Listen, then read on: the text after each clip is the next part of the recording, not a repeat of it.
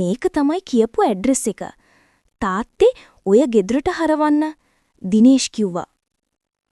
හරිම ගොඩේ වගේ කපුවා කිව්වේ ගොරුද මන්දා. ගේට්ටුවෙන් ඇතුළට හරවනකොටම මිසිස් අපරමාදුට කියුණා. හරි අපි ගිහින් බලමු. ඔයා හොඳින් කතා කරලා ඉන්නකො දැනට. මිස්ටර් සපරමාදු තාමත් ආශයි ඩ්‍රයිව් කරන්න. ඒ නිසා ඔහු තමයි කාර් එක ගෙනාවේ. මිසිස් සපරමාදු කාර් එකෙන් බහින්න නැතුව හිටියා කවුරු හරි ඇවිල්ලා දොර අරිනකම්. අම්මා ගැන හොඳින් දන්න දිනේෂ් ගියපු ගෙදර අයට නොදැනෙන්න බැහැලා ගිහිල්ලා පිටිපස්සේ දොර ඇරියා. ඒ වෙනකොටත් තාත්තත් මාමත් බැහැලා ගිහින් නිම්මිගේ අම්මටත් තාත්තටත් ආයුබෝවන් කියලාත් ඉවරයි. නියම සිංහල ක්‍රමයට. අපිත් යමු අම්මේ. දිනේෂ් බැගෑපත් වුණා. ඒත් මිසිස් සපරමාදු කාර් එක ළඟ ඇන්කර් එකක් දාලා වගේ ගල් වෙලා හෑන්ඩ් බෑග් එක ඉස්සරහට අල්ලගෙන සාරි පොට අතවටේ දාගෙන ආඩම්බරෙන් වගේ හිටිය හරියට ඔස්කර් රෙඩ් කාපට් එක උඩ කැමරා පේලියකට පෝස් කරලා වගේ. ගේ ඇතුළට එන්න සපරමාදු නෝනා. නිම්මිගේ අම්මා කාර් එක ළඟට ඇවිල්ලා කිව්වම තමයි ඔන්න කාර් එක ළඟින් හෙලවුනේ. එතකොට තමයි මිසිස් සපරමාදුට hina වෙන්නත් මතක් වුනේ. සපරමාදු පවුල මෙයාවිල්ලා ඉන්නේ නිම්මි බලන්න. ඇත්තටම නිම්මි බලන්න විතරක් ආවේ තාත්තයි පුතයි විතරයි. අම්මා ආවේ ගෙවල් දොරවල් බලන්නත් එක්ක. පරණ කවිච්චියේ වාඩි වෙන්න ඉස්සර වෙලා සපරමාදු නෝනා ඒකේ ඇඳෙන් පොඩ්ඩක් හොලවලත් බලුවා. නිම්මිගේ ගෙදර අදුත්ම පන්නේ ගෙදරක් නොවුනට එයාලා ඒක හරිම ලස්සනට තියාගෙන ඉන්නවා. පරණ පාට වැහෙන්න සපරමාදු නෝනා ඔළුව කරකව කව සාලි ස්කෑන් කරා. කපු මහත්තයා තවම නෑ නේද? සපරමාදු මහත්තයා කතාව පටන් ගත්තා. එයා අසනීප වෙලා එන්න විදියක් නෑ කියලා තමයි කිව්වේ.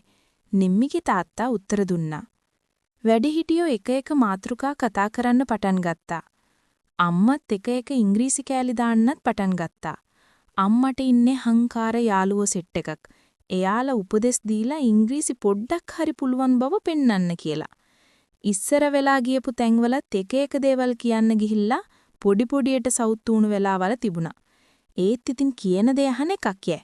මෙතනත් පොඩි පොඩි ඉංග්‍රීසි කෑලි දමදමා අම්මා අහන ප්‍රශ්නවලට නිම්මිගේ තාත්තා උත්තර දුන්නේ සිංහලෙන්. මේ වැඩිහිටි කතාවල් අතරේ දිනේෂ්ගේ හිත නිම්මි ගැන හොයපු හැටි විතරක් නෙවෙයි. මෙතෙක්කල් මනමාලිය හොයපු අතීතයටත් ගියා. මේ දිනේෂ් මනමාලියක් බලන්න ආපු 4 වෙනි අවස්ථාව. එක අවස්ථාවක නම් ඒ ගෑනු ළමයට ආසි හිතුනේ නෑ. අනිත් ගර්ල්ස්ලා දෙන්නට දිනේෂ් කැමති වුණා. ඒත් එකකට අම්මා කැමති වුණේ නෑ.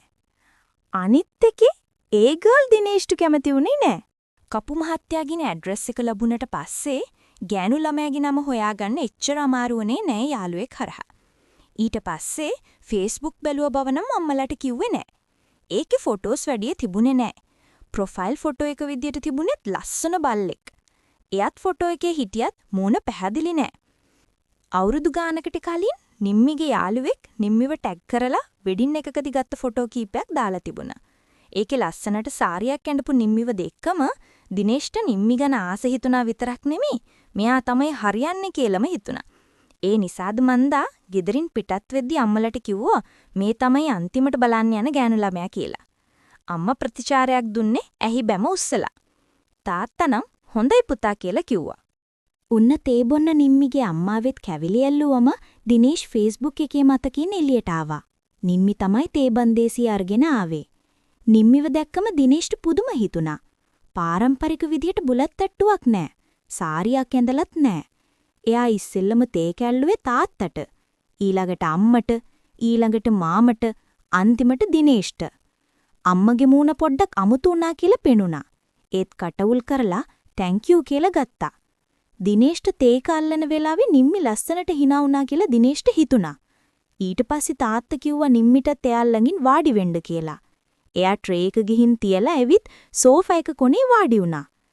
හැමදේම දිහා පොඩ්ඩක් විපරමින් බලන් හිටපු දිනේෂ් තේක බොන්න හැදුවා. අම්මෝ ඒකේ උණු කෝප්පෙත් නටන උණු වතුරේ දාලා අරගෙනද මන්දා. උණුවට බොන්න දිනේෂ් ආසම නෑ. ඒ වුණත් නොබී ඉන්නත් බෑ.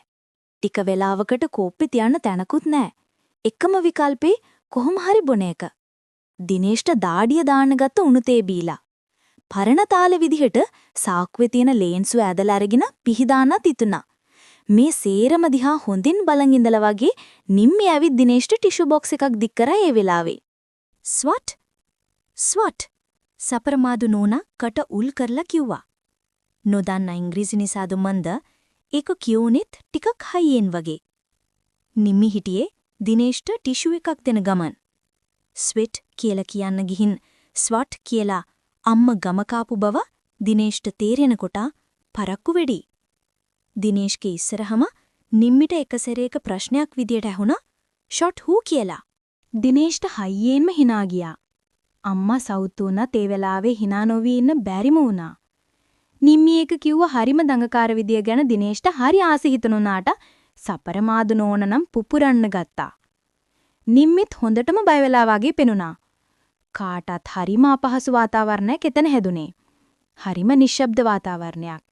දාඩිය දානවනම් පුතා මේ දරුවත් එක්ක එළියට ගිලින් කතා කරන්නකො ටිකක්. තාත්තා නිවි හැනහිල්ලේ කිව්වා. ඕනම අසීරු අවස්ථාවක් හැන්ඩල් කරන්න දින හැකියාව තාත්තා විදුහල්පති රස්සාවෙන් හොඳට ප්‍රගුණ කරලා තියෙන එක මොන තරම් දෙයක්ද කියලා දිනේෂ් හිතුවා. තාත්තා ඒ කියනකොටම දිනේෂ් නැගිට්ටා. නිම්මි බය වුණු තරමට ටිෂු බොක්ස් එක අතේ අරගෙනමයි එළියට ආවේ. ඕක තියලා එන්න දිනේෂ් hina වෙවි කිව්වා. ඒත් නිම්මි එහෙමමයි ආවේ. ආයේ ගෙට යන්න බය හිතුණද මන්දා. ෂොට් කතාව දැනට ඇති නිසා ඒ දෙන්න කතා කරේ වෙන දේවල්. ටිකක් වෙලා යනකොට නිම්මි බය වුණ එක ඉවර වෙලා hina වෙවි කතා කරන ගානට ආවා. ඒ වුණු දේ නිසා දෙන්නට hina වෙවි කතා කරන්න ලැබුණා හිතුවටත් වඩා දිගට. සපරමාදු පවුල ආපහු එද්දී සෑහෙන දුරක් එනකන් අම්මා වචනයක්වත් කතා නොකර හිටියේ ෂොක් වෙලා වගේ. මොකද අර මනමාලි බුලත් හෙප්පුවක් ගෙනාවේ නැත්තේ? පාරණ ගෙවල් වල හිටියට මොකද පාරණ චාරිත්‍ර වාරිත්‍ර දන්නේවත් නෑ වගේ. නිශ්ශබ්දව හිටපු සපරමාදු නෝනා එක සැරේටම කිව්වා. පැහැව තිබුණු දෙයක් පිට කරා කියලා අනිත් තුන්දෙනාටම හිතුණා. අයියෝ අනිත් තැන්වල බුලත් දුන්නා කියලා මම කෑවේ නෑනේ අම්මේ. දිනේෂ් hina වෙවි කිව්වා. ඒ වුණාට ඒ දේවල් පරණ විදිහට කරන්නේ මිනිස්සු දැනගන්න එපයි. සපරමාදු නෝනා කිව්වේ නොක්කාගුට වගේ. එහෙනම් අක්කේ අපිට මේ ගමන යන්න තිබුණේ මේ වගේ කාර් එකකින් නෙවෙයි තිරික්කලයකින්. කොතැනකවත් hina නොවී ඉන්න බැරි දිනේෂ්ට ආයෙ hina ගියා. තාත්තත් hinaව තද කරගෙන ඉන්න බව පිටිපස්සේ ආയിട്ട് නොපෙනුණත් දිනේෂ්ට පෙනුණා. ගමන ඉතුරු ටික එනකම් සපරමාදු නෝනා නිවෙයි වචනයක් කතා කරේ. තාත්තයි පුතයි නම් වෙන දේවල් කතා කරා. ගෙදරාවම සපරමාදු නෝනා සද්ද නැතුව ගේ ඇතුළට ගියා. පිරිමි තුන්දෙනා මිදුලේ නැවතුණා. පුතා මොකද හිතන්නේ? මාමා ඇහුවා. ඒක ගැන හිතන්න ඕන නම් තව කල් ගන්න පුතා. තාත්තා කිව්වා. මොනවටද කාලයක්? පුතාගේ මූණෙන්ම කියන්න පුළුවන් උත්තරේ. නේද? මාමගේ කතාවට උත්තරයක් නොදීම දිනේෂ් hina වෙලා කාමරේට ආවා. දිනේෂ්ගේ නිහඬ බවම එයාලට ඕන උත්තරේ දුන්නා. එදා හවස දිනේෂ් ලැප්ටොප් එකේ වැඩක් කර ඉන්නකොට ෆෝන් එකට එක සැරේට වගේ ටෙක්ස්ට් මැසේජ් දෙකක් ආවා. ඒ දෙකම නිම්මිගෙන්. පළවෙනි එක දිනේෂ්ට. පල්ලෙහායින් තියෙන මැසේජ් එක අම්මට පෙන්නන්න දිනේෂ් ප්ලීස්. දෙවෙනි මැසේජ් එක සපරමාදු නෝනට. මට හරියට ඇහුනේ නෑ අම්ම කියපු දේ. ඒ නිසයි මට එහෙම කියවුනේ. ඒකට සමා වෙන්න. නිම්මි. දිනේෂ් දුවගෙන ගිහින් තාත්තට ෆෝන් එක පෙන්නුවා. පුංචි මැසේජ් එකක් වුණත් තාත්තා ආපහු ඒක කියෙව්වා. අපි මේක අම්මට පෙන්නමු පුතා. තාත්තා කිව්වේ දිනේෂ් වගේ කිසිම කලබලයක් නැතුව. දෙන්නම සපරමාදු නෝනා ළඟට ගියාට එයා දිගටම මැහුවා මිසක් ඔළුව උස්සලා බැලුවේ නෑ. සපරමාදු මහත්තයා ඒ ළඟින් වාඩි වෙලා පණිවිඩේ කියෙව්වා. ඒත් නෝනගෙන් සත්‍යයක් නෑ. ඒ දරුවා වෙච්ච දෙයට සමාවාරගෙනනේ. දැන් ඔයා ඕක හිතෙන් අතහැරලා දාන්න. තාත්තා දිනේෂ් දිහා බලන ගමන් අම්මට කිව්වා. ඒත් ඔළුව පහත් වුණ ගමන්. ඊටත් අපේ පුතා ඒ ළමයට කැමති එකේ අපි තරහ වෙන්න වැඩක් නෑනේ. තාත්තා එහෙම කිව්වම වුණත් අම්මා එක සැරේට මොකුත් කිව්වේ නෑ. අම්මගේ ආඩම්බරකම තමයි දිනේෂ් හිතුවා. පුතා ඇත්තටම කැමතිද පුතා? අම්මා අන්තිමේ ඔළුව උස්සලා ඇහුවා. මෙච්චර ලොකු වෙලා වුණත් දිනේෂ්ට පොඩි ළමෙක් වගේ ලැජ්ජාවක් දැනුණා. එයා හොඳයි වගේ අම්මේ. එයාත් එක්ක මම කතා කරන වෙලාවේ මට හරි කම්ෆර්ටබල් වගේ දැනුණා. මම හිතන්නේ එයාටත් එහෙම දැනුණා කියලා. දිනේෂ් කිව්වා. ඒකනේ එහෙනම් එච්චරයි ඕන. අම්මා සමාව දුන්න කියලා ඒ දරුවට ලියන්න පුතා. දැන් ගිහින් ලියන්නකෝ. තාත්තා එහෙම කියලාවත් අම්මා නෙවෙයි මොනවත් කිව්වේ. හැබැයි අම්මගේ මූණේ යන්තම් හිනාවක් තිබුණා. දැන් දිනේෂ් දන්නවා තාත්තා අම්මව හොඳටම ෂේප් කරගන්නවා කියලා. පුතා ෆෝන් නම්බර් එක ඊදුවට දීලා කියන්නෙම පුතා කැමතියි කියන එක. ඒදුව සමාවෙල්ලල මැසේජ් එකක් එව්ව කියන්නෙම එයා පුතාට කැමතියි කියන එක. ඉතින් තව මොනවද? අපි දැන් මගුල් ගෙදරකට ලේස්තිවෙමු නේද එනම්?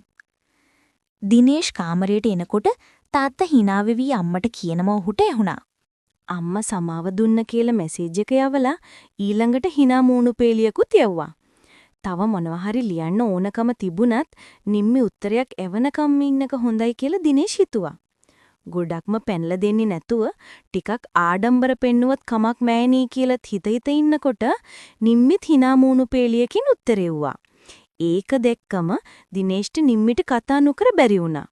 අර පෙන්නන්න හිතාගෙන හිටපු ආඩම්බරේ ක්ෂණිකාව වාෂ්ප වුණා වගේ. දිනේෂ් නිම්මි එච්චරයි කිව්වේ. නිම්මි ඔයා hina වෙනවද? දිනේෂ්ගේ ප්‍රශ්නෙට නිම්මි උත්තර දෙන්න ඕනෙත් නෑ. වෙන කිසිම දෙයක් කතා කරන්න ලැබුණෙත් නෑ. ඒ වෙච්ච සිද්ධියට එවෙලේ ඇති වෙනකම් hina වෙන්න බැරුව දිනේෂ්නුත් හිටියේ හරිම අපහසුවෙන්. නිම්මි එක්ක එළිය ටිකක් කතා කර හිටියා වුණත් නොදන්න කෙනෙක් එක්ක දිනේෂ්ට හිතේ හැටියට hina වෙන්නත් බෑනේ ඒ වෙලාවේ. ඒ දැන් තත්වය වෙනස්. ඉතින් දැන් දෙන්න එක්ක ෆෝන් එකෙන් ඇති වෙනකම් hina වුණා. කතාවේ නිගමනය මොකද්ද කියලා දන්නවද? ඔන්න දිනේෂ්ගෙන් අහගන්නකෝ. මම ගියානේ මනමාලියක් බලන්න. ඇත්තටම ගියේ එයා මනමාලියක් කරගන්න පුරුවන් කෙනෙක්ද කියලා බලන්න. එයාට තිබුණේ නිවුණු ලස්සනක්. ඒත් එයා මට දුන්නේ පිච්චෙන තේ එකක්. කොහොමත් තරමක් නර්වස් වෙලා හිටකු මට උණුම උණු තේ එකක් බීලා හොඳටම දාඩිය දාන්න ගත්තා.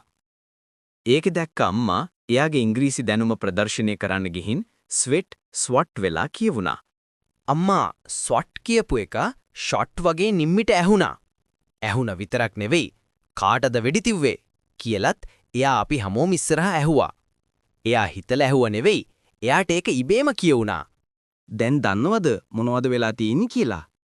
මල්සරා අපි දෙන්නට ඇත්තරම ෂූට් කළා.